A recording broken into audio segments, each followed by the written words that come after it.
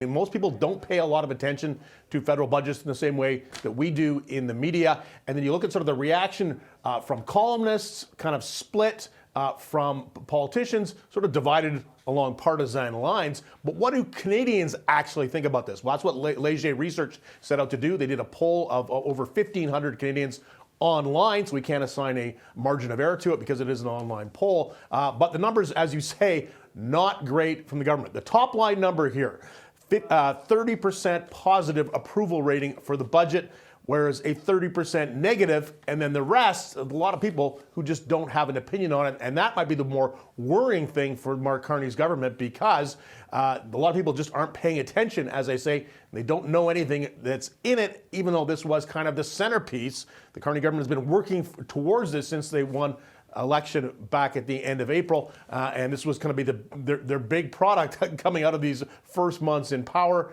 and it's got kind of a lean reaction. So then we go sort of the impacts of the budget.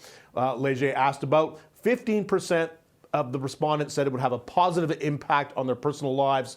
32% predicted a negative effect. And again, that is maybe kind of common with polls, is that most people are a bit cynical about government. When a pollster phones up and asks them what they thought about the budget, most people say, yeah, I didn't really like it. But in this case, it's kind of 2-to-1 negative against it. And then talk about the priorities that were in the budget. Well, 55% of people polled said they wanted to see a personal tax cut included. There actually was a personal tax cut, and that was something that actually had been enacted a lot earlier, shortly after the election.